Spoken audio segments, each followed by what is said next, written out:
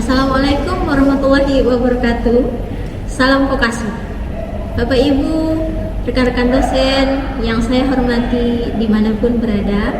Perkenalkan, nama saya Nur Hayati, dosen Diploma 4 Program Studi Teknologi Produksi Tanaman Perkebunan, jurusan Pertanian dan Bisnis Politeknik Negeri Ketapang.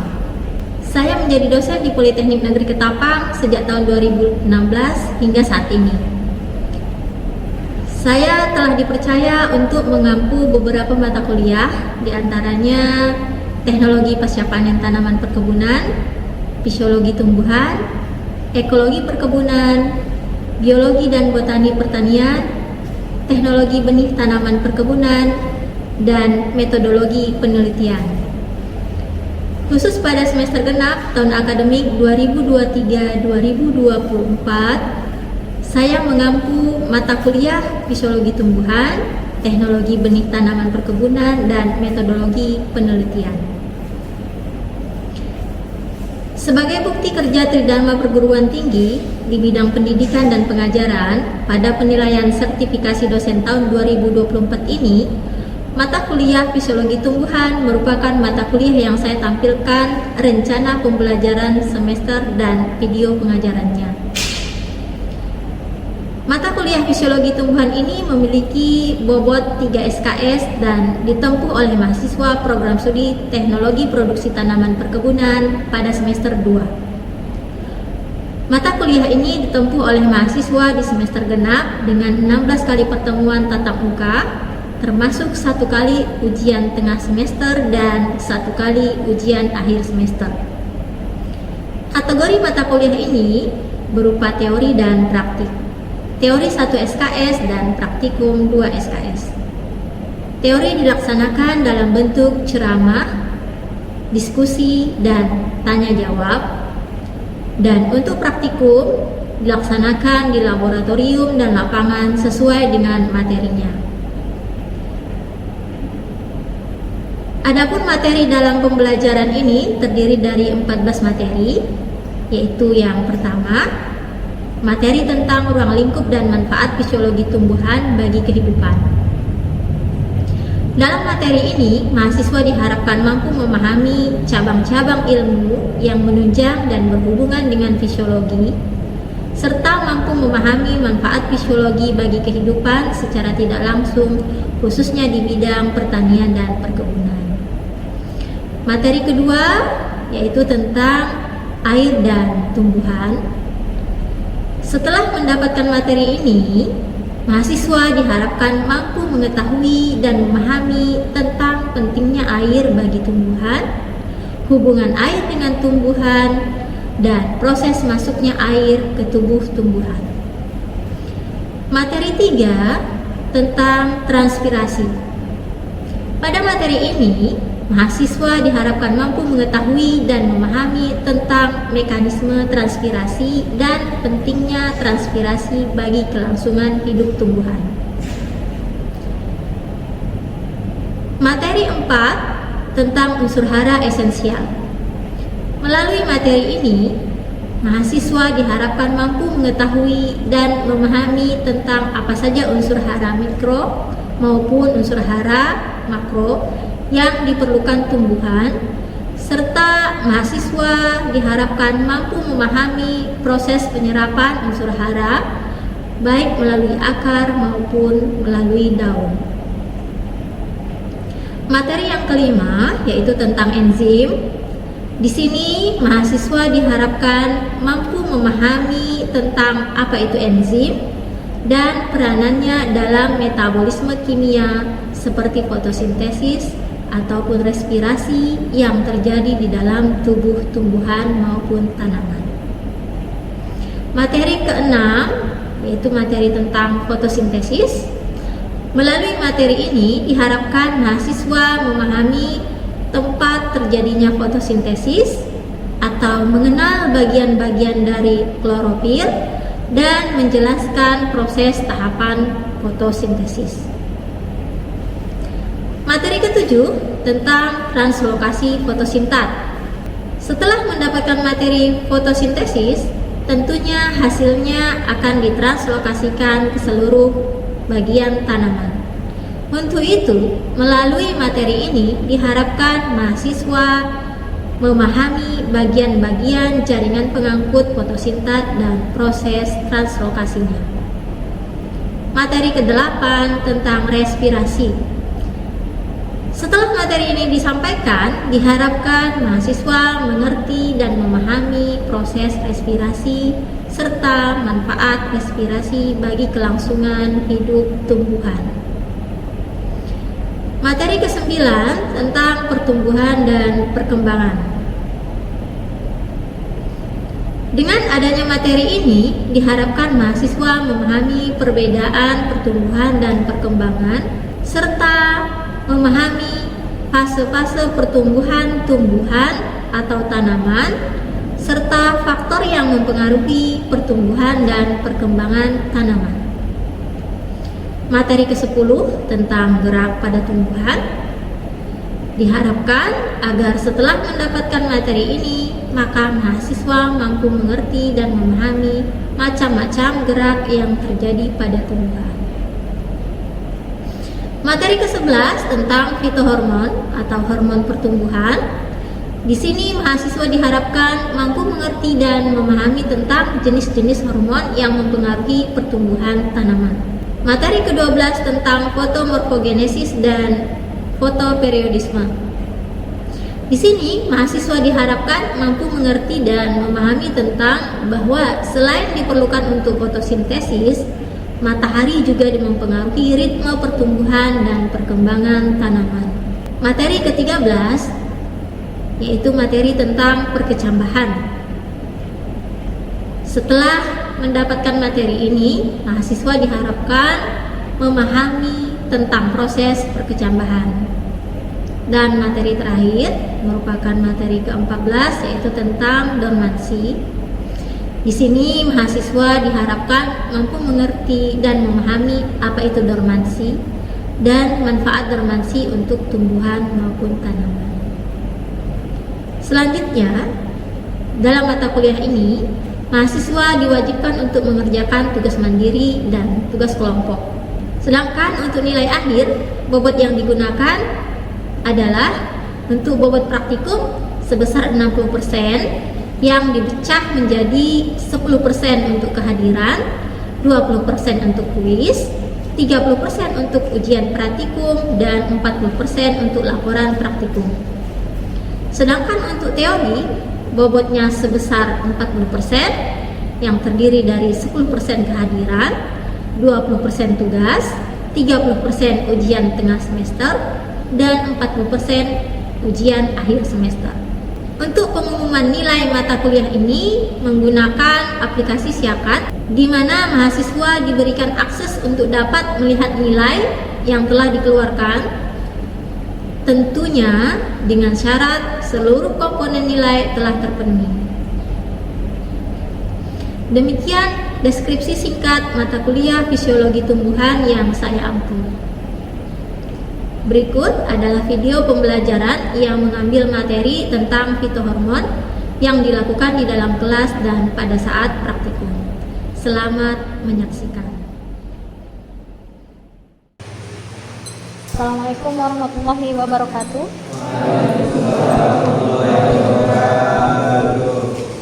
Siang-siang kuliah istum ya.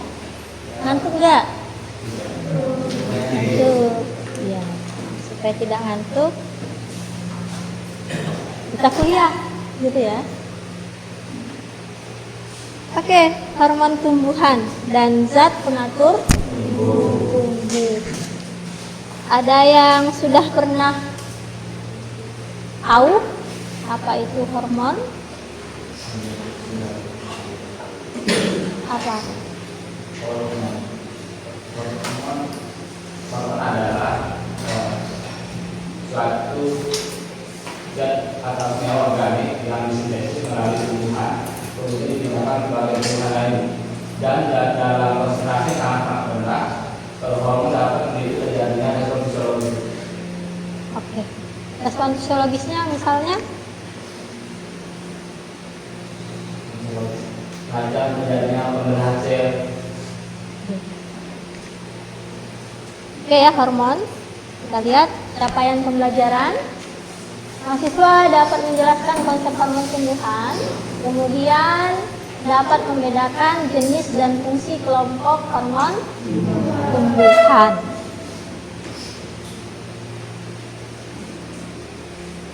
Dalam pertumbuhan dan perkembangan suatu tanaman atau tumbuhan, itu dia perlu adanya suatu senyawa organik dalam mengatur pertumbuhan maupun perkembangan dari tanaman tersebut.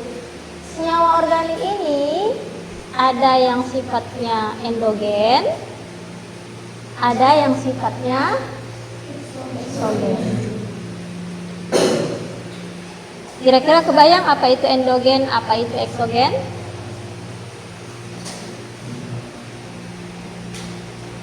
Kalau senyawa organik sifatnya endogen, dia lebih seperti dihasilkan dari tubuh itu sendiri.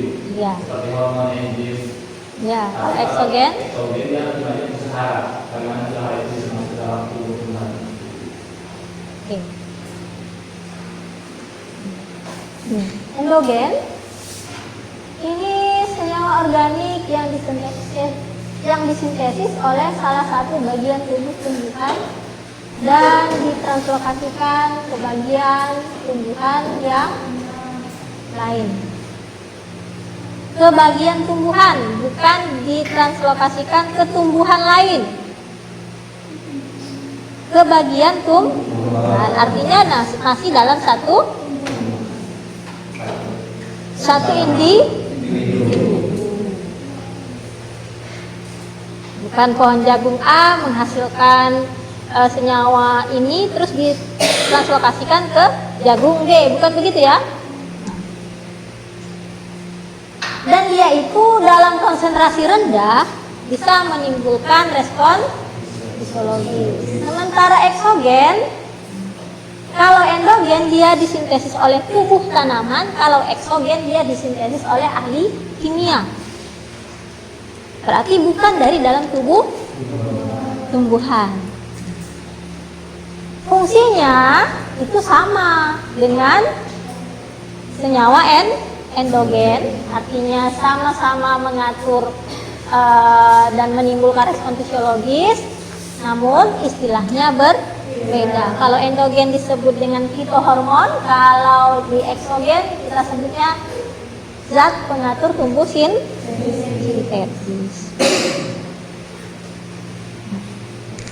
Apa sih sebenarnya hormon?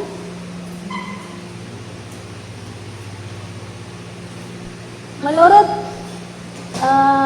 Philip, hormon tumbuh adalah suatu zat yang dibentuk dalam sel tertentu yang diangkut ke sel lain dan dalam jumlah yang sangat kecil mempengaruhi proses pertumbuhan.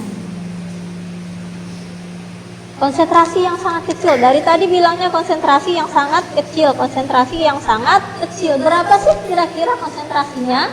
Kurang dari 1 milimol. Kurang dari 1 milimol. Berapa tepatnya? Jadi berkisar antara 10 pangkat min 6 sampai 10 pangkat min 5 milimol. 10 pangkat min 6 berarti 1 per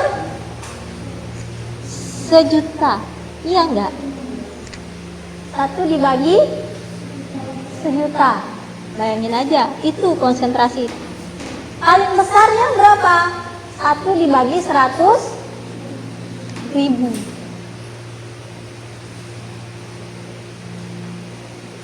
Ada yang nggak tahu 10 pangkat min 6 berapa? Kalau 10 pangkat min 6 berarti nolnya ada hamnya semua ya. Jangan bingung. Kalau dia min berarti dia 1 per, gitu ya matematikanya. Itu konsentrasi yang diperlukan. Kalau kelebihan bagaimana? Menimbulkan respon fisiologis nggak? Kalau kelebihan kemungkinan akan menghambat pertumbuhan. Menimbulkan respon fisiologis nggak?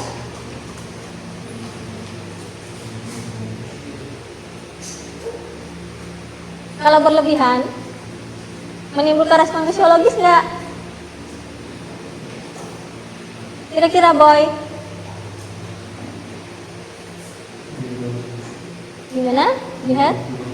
Menimbulkan, tapi iya, tapi sifatnya bisa merusak individu. Kayak misalnya orang yang gigantisme itu kan kelebihan kelenjar apa? Hormon apa? Gigantisme, tahu gigantisme? Tahu nggak gigantisme? Yang ukurannya besarnya, tingginya, besarnya itu lebih besar dari rata-rata ya, rata-rata. Kalau misalnya untuk potensi hasil kayak kita di bidang pertanian itu sebenarnya menguntungkan ya. Tiba-tiba buah apa misalnya buah lengkeng segede gini gitu kan ya, itu menguntungkan kita kan. Tapi sebenarnya dari segi individunya itu malah nggak bagus dari si lengkengnya itu sendiri kan gitu. Iya kan? Iya, orang misalnya yang tingginya di atas normal misalnya yang 200 cm gitu kan ya, tinggi, menguntungkan nggak bagi siapa misalnya? Untuk apa? Atlet basket, voli gitu kan ya. Tapi sebenarnya dia apa? Dari segi individu, pertama dari segi fisik dia mungkin berbeda dari yang lain ya kan, rasa gimana gitu kan ya.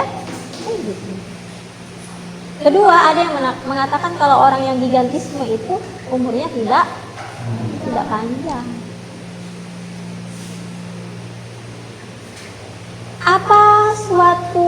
Apa syarat suatu senyawa itu disebut dengan hormon?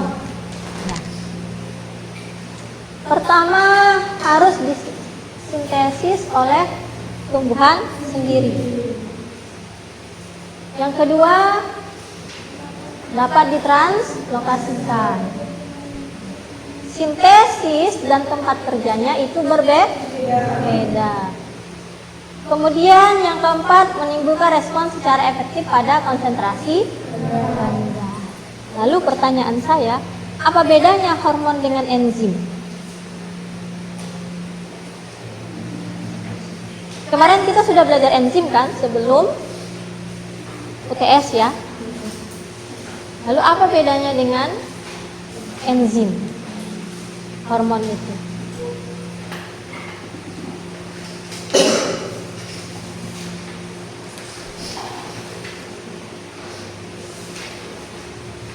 Ada yang bisa menjawab?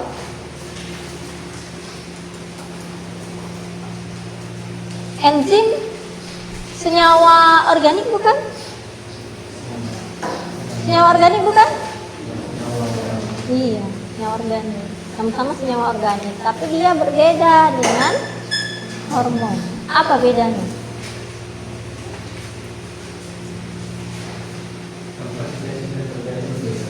Maksudnya yang mana ini?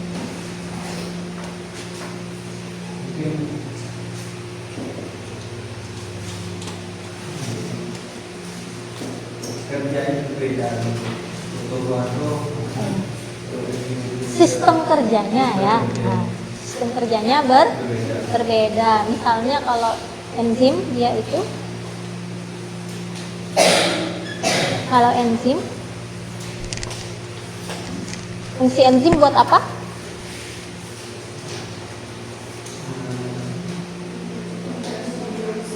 Iya, fungsi enzim itu mempercepat reaksi. Kerjanya dia misalnya dia memecah rantai-rantai yang panjang supaya pendek-pendek, gitu ya, supaya cepat bereaksi.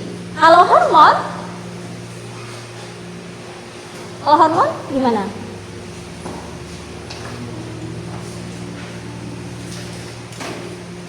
Hormon itu ada yang mengatakan bahwa dia seperti penyampai pesan. Nah, kebayang bedanya? Hormon itu seperti penyampai pesan antar sel.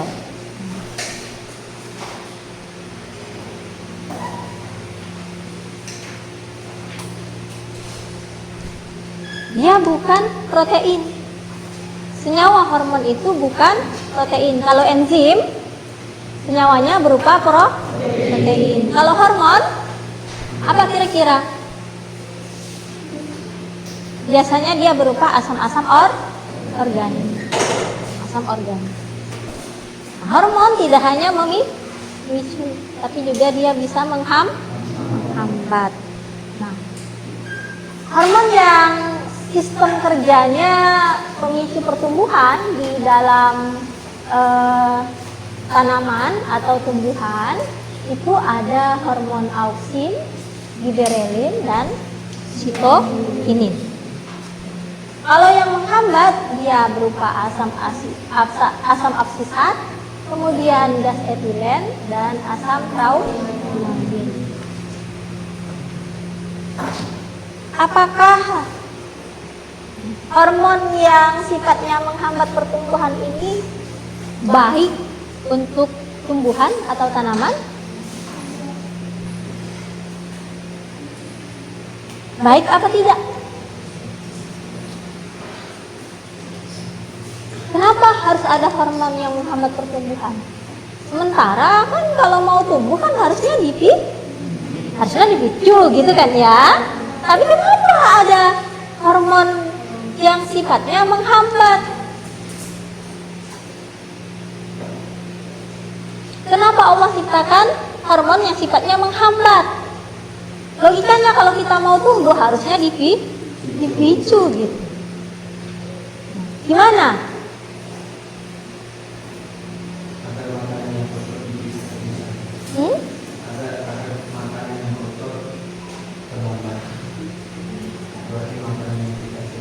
Yang tidak, ini konsepnya dalam memicu pertumbuhan, dalam pembelahan sel gitu. Gimana? Ada pertumbuhan pada tanaman itu terkendali. Maksudnya? Maksudnya kalau ada pertumbuhan tanaman itu tinggi kata penghambat itu, jadi pertumbuhan tanaman itu jadi tidak normal. Jadi secara terus menerus gitu ya. Oke. Ada yang lain? Kalau dengan adanya hormon yang menghambat pertumbuhan kan pada waktu tertentu, kalau misalnya sudah mencapai maksimal tingginya misalnya gitu ya, hormon yang menghambat itulah yang bekerja supaya tidak terus tumbuh. Tidak terus tumbuh, tidak tumbuh terus. Apa bedanya? Terus terang dan terang terus. Sama enggak? Tumbuh terus dan terus tumbuh. Oke. Ini berdasarkan cara kerja. Yang kedua berdasarkan besar kecilnya peran. Bukan besar kecilnya konsentrasi, tapi besar kecilnya peran. Ada hormon utama, ada hormon minor. Hormon utama tadi termasuklah auksin, giberelin, sitokinin, asam absisat, etilen, dan asam traumalin. Kalau hormon minor, asam jasmonat, resinosteroid, peptida, dan karitin. Nah, hari ini di sini saya akan menjelaskan yang hormon utama. Hormon minornya silakan kalian cari. Saya akhiri pertemuan kita hari ini. Terima kasih atas perhatiannya. Saya ucapkan Assalamualaikum warahmatullahi wabarakatuh. Selamat siang.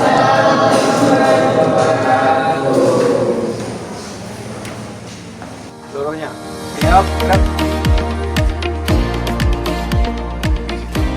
Terakhir 4, gerak.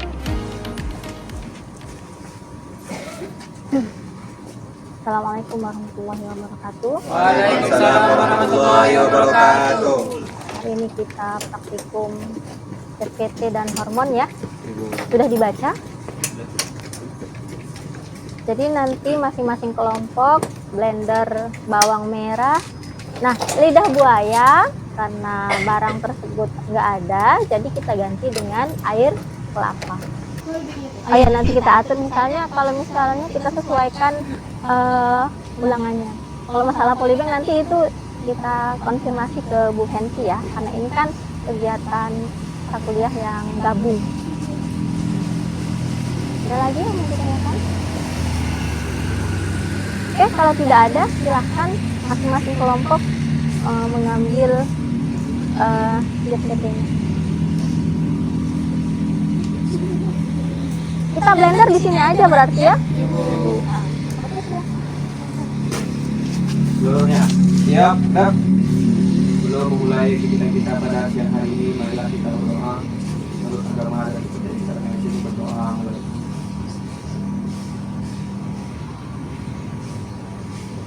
Berdoa selesai. Tanpa Muhammad Remo, luar jalan.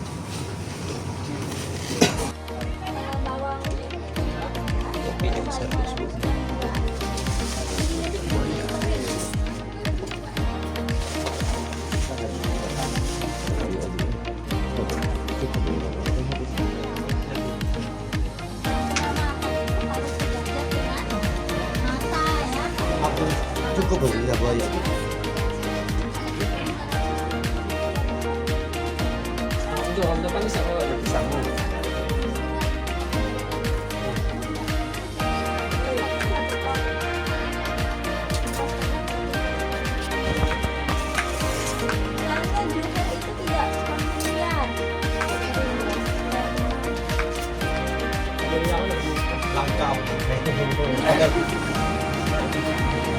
Pasangan kamu dua aja.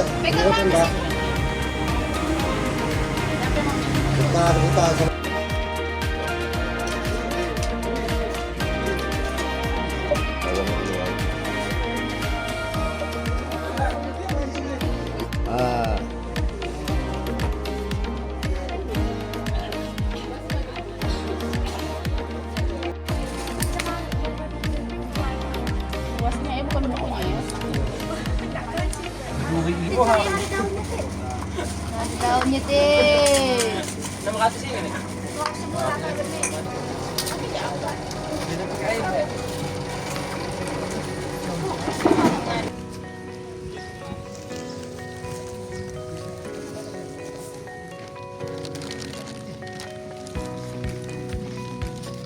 Apa sih ini agak lebihkan sedikit biar dia. Oke, dia jangan terlalu lama.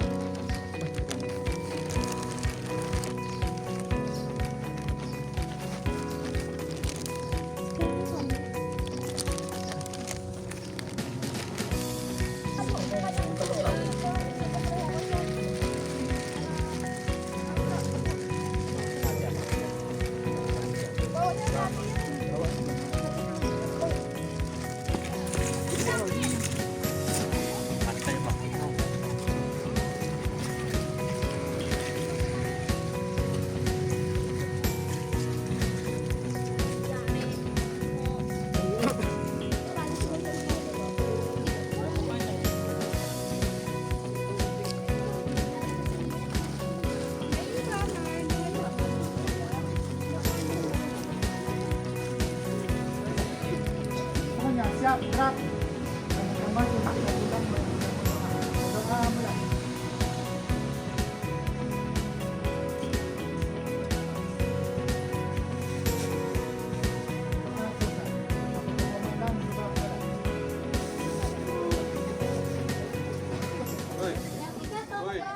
Demikian video pengajaran mata kuliah Fisiologi Tumbuhan yang telah didokumentasikan dalam penilaian pernyataan diri dosen untuk kerja Tridharma Perguruan Tinggi bidang pengajaran untuk sertifikasi dosen tahun 2024. Semoga bermanfaat bagi yang menyaksikan. Assalamualaikum warahmatullahi wabarakatuh. Salam vokasi.